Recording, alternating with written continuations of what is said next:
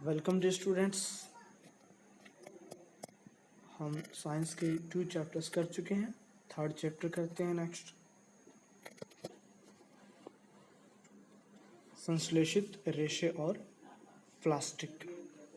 ये चैप्टर का नेम है। संश्लेषित रेशे क्या होते हैं और प्लास्टिक, इसके बारे में पढ़ेंगे। इम्पोर्टेंट फैक्ट्स पढ़ते हैं पहले। महत्वपूर्ण बिंदु कौन कौन से हैं। फर्स्ट वाला करते हैं, प्राकृतिक रेशे क्या होते हैं। प्राकृतिक रेशे जो पादप और जंतुओं से प्राप्त होते हैं, है ना, जो पौधों से और जंतुओं से प्राप्त होते हैं वो क्या होते हैं, प्राकृतिक रेशे होते हैं। जैसे हो गया कपास, हम खेतों में उगाते हैं, पता है ना, खेतों से प्राप्त होती हैं कपास, ऊन और रेशम। ठीक है ना, ये तीनों। ऊन जैसे भेड़ों से भी प्राप्त होती हैं, ठीक है, और रेशम। नेक्स्ट, संश्लेषित रेशे क्या होते हैं, जो मानव द्वारा निर्मित होते हैं वो क्या होते हैं, संश्लेषित रेशे। यानी कि मानव इनको अपने अकॉर्डिंग जो रासायनिक प्रक्रियाएं होती हैं उनके जरिए क्या है चेंज कर देता है, बनाता है केमिकल्स के द्वारा।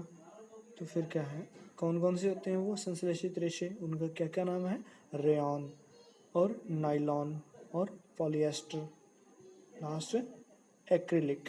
ठीक है बच्चों, बिल्कुल दिमाग में अच्छे से फिट कर लेना है इनके नेम्स। रेयॉन, नाइलॉन, पॉलिएस्टर और एक्रिलिक, ये क्या है, इनको आर्टिफिशियल भी बोलते हैं, आर्टिफिशियल फाइबर्स बोलते हैं, यानी संश्लेषित रेशे, कृत्रिम रेशे भी बोलते हैं। ठीक है बच्चों। नेक्स्ट, थर्ड पॉइंट, कृत्रिम बहुलक। अब कृत्रिम बहुलक क्या होता है, कृत्रिम मीन्स होता है जो इंसान खुद बनाता है, कृत्रिम, प्रकृति का नहीं होता, इंसान बनाता है। यह प्राकृतिक रेशों की भांति, जो प्राकृतिक रेशे होते हैं जैसे कपास वगैरह, उनकी तरह है, उनकी भांति बहुत सारी छोटी छोटी इकाइयों से बना होता है। ठीक है, जो कपास होगी, कपास बहुत सारे कपास इकट्ठी बहुत छोटी छोटी इकाइयों से बने होते हैं वो। तो ऐसे ही जो कृत्रिम बहुलक होता है वो भी ऐसे ही बहुत छोटी छोटी इकाइयों से बना होता है, जो बहुत बड़ी संख्या में होती हैं। ऐसे ही जैसे कपास बहुत बड़ी संख्या, ठीक है, तो बहुत बड़ी संख्या में होते हैं वो भी जो कृत्रिम बहुलक होते हैं। अब कृत्रिम बहुलक और कृत्रिम रेशा हो गया, इनमें फ़र्क क्या है। जो बहुलक, जो रेशे होता है ना, रेशे तो छोटा पार्ट हो गया, और जो बहुलक हो गया ना, बहुलक है वो रेशे, जो रेशा होता है ना वो रेशा बहुलक के अंदर ही होता है। ठीक है, यानी कि बहुलक तो क्या है, रेशों का ग्रुप हो गया, बहुत सारे रेशे, ठीक है, उनके ग्रुप को क्या बोलते हैं, बहुलक। ठीक है अच्छा। नेक्स्ट, फोर्थ, प्राकृतिक बहुलक। ऐसे ही जैसे कृत्रिम बहुलक अलग है, प्राकृतिक देखते हैं, प्राकृतिक बहुलक जो नेचर का होता है, प्रकृति का दिया होता है, यह ग्लूकोज इकाइयों से बनाता है। किन से बनाता है, ग्लूकोज इकाइयों से बनाता है। और जिसे क्या बोलते हैं, सेल्यूलोज भी कहा जाता है। जैसे कपास हो गई, ये क्या है, बहुलक है कपास। प्राकृतिक बहुलक, यानी कि बहुलक मीन्स बहुतायत होती है जिसके अंदर रेशों की बहुत ज़्यादा संख्या होती है। ठीक है बच्चों। नेक्स्ट, फिफ्थ पॉइंट, संश्लेषित रेशों का बनना। असंश्लेषित रेशे होते हैं उनका, वो कैसे बनाए जाते हैं, कैसे बनते हैं, यानी कि इंसान खुद बनाता है इनको। तो ये कैसे बनते हैं, ये पेट्रो रसायनों, पेट्रो मीन्स पेट्रोल, पेट्रो रसायनों, पेट्रोल वाले रसायन होते हैं, पेट्रो रसायनों के रासायनिक परिक्रमण से प्राप्त होते हैं। जो पेट्रोल होते हैं, पेट्रो रसायन होते हैं, उनके रासायनिक परिक्रमण, ठीक है, रासायनिक प्रक्रियाएं होती हैं उनके द्वारा।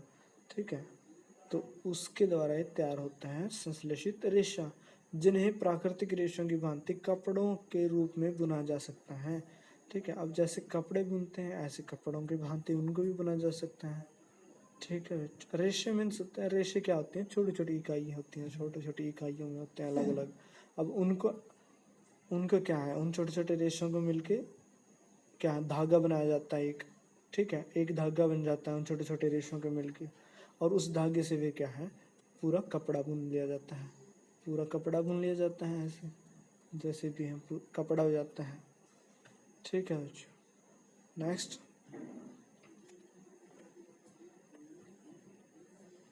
सिक्स्थ पॉइंट, संश्लेषित रेशों का उपयोग। संश्लेषित रेशों का उपयोग कैसे कहाँ पे होता है, घरेलू वस्तुओं जैसे कि रस्से हो गए, बाल्टियाँ हो गई, जो प्लास्टिक की बाल्टियाँ होती हैं, और फर्नीचर हो गया, ये इनसे लेकर यह वायुयान, जलयानों, अंतरिक्ष यानों, स्वास्थ्य सेवा में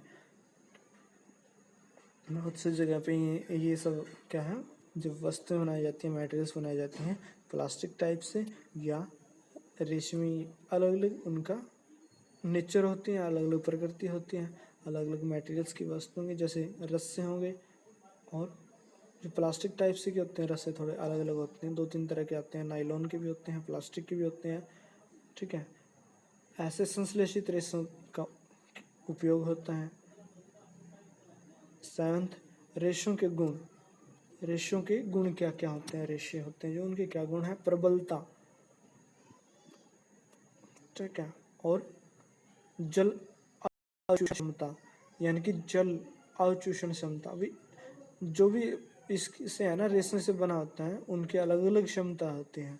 ठीक है, कि कोई बहुत कम पानी चूसता है, कोई ज़्यादा, ठीक है, सोखता है। ठीक है, दहन प्रकृति, और उनके जलने की प्रकृति भी अलग अलग होती है रेशों की।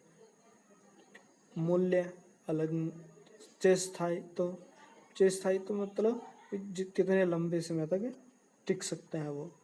ठीक है, अब जैसे रस्सा होता है, एक तो सूत वाला रस्सा होता है, और एक होता है नायलॉन का रस्सा होता है, चिकना।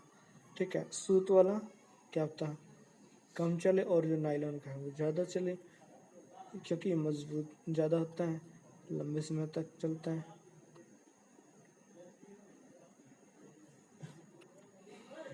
ठीक है, ऐसे रेशों के गुण होते हैं।